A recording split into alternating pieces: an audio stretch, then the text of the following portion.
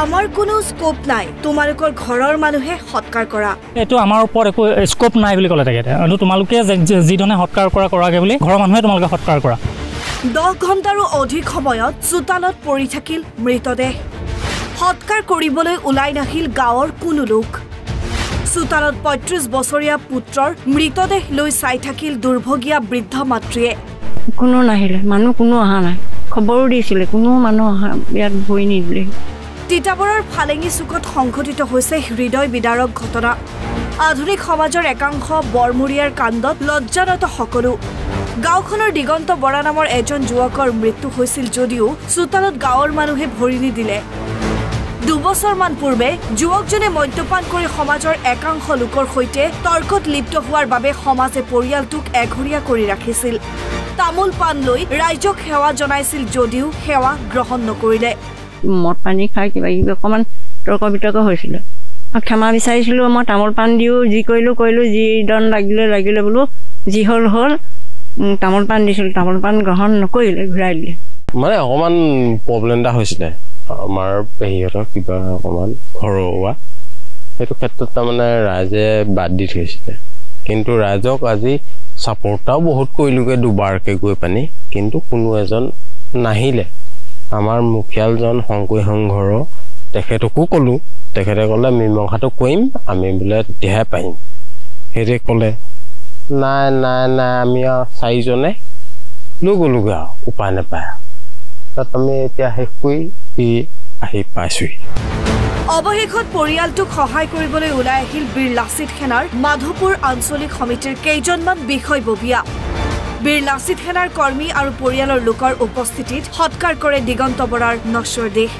দুখৰ আৰু পৰিতাপৰ কথা ঠিক আজি আমি বীৰ লাচিত সেনা অসম মাধৱপুৰ আঞ্চলিক সমিতিয়ে ৰাতিপুৱা আমি কল পাইছোঁ তেখেতলোকৰ ঘৰৰে এজন জয়াকে আমালৈ ফোন কৰিছে ফালেঙি চুকত এজন মানুহ ঢুকাইছে তেওঁক হৎকাৰ কৰিবলৈ কোনো মানুহ নাই তেনে স্বত্বত আমি লগালগ তেখেতৰ ফোন পাই মই বিচনাৰ পৰা লগালগ উঠি আহিয়ে মই প্ৰেচিডেণ্টৰ আমাৰ মাধৱপুৰ আঞ্চলিক সমিতিৰ প্ৰেচিডেণ্টলৈ ফোন কৰিছোঁ প্ৰেচিডেণ্ট লগালগে ফোন আপুনি হৈ পেলানি আমি 4জন তেখেতলোকৰ ঘৰত আমি উপস্থিত হওঁহি আহি গম পালোঁ যে কি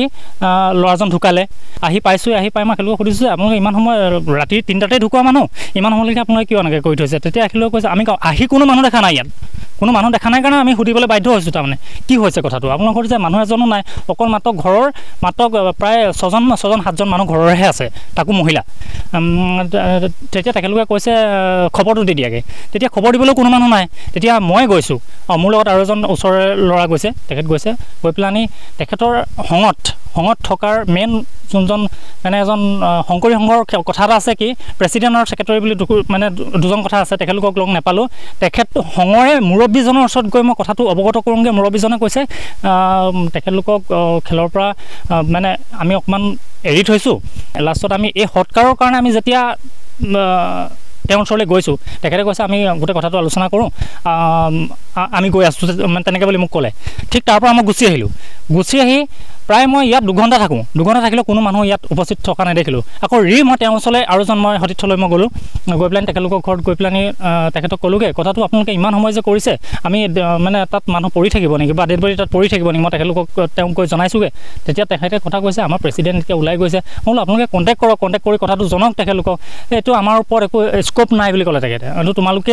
যি ধৰণে হৎকাৰ কৰাগে বুলি তোমালোক ঘৰৰ মানুহে তোমালোকে হৎকাৰ কৰা আমাক তেনেকৈ বুলি কয় আৰু তেওঁৰ লগত মই কথা নাপাতিলোঁ আৰু চিধা গুচি আহিলোঁ গুচি আহি ইয়াতে আমি হৎকাৰ মাধৱপুৰ আঞ্চলিক সমিতিৰ সতীৰ্থসকল আহিলে আৰু ওচৰৰ 2জন মানুহ আহিলে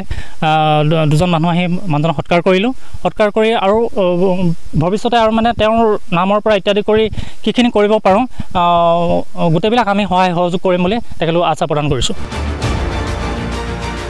তিতাবৰৰ পৰা Manjit Hazarika Assam live 24 NB news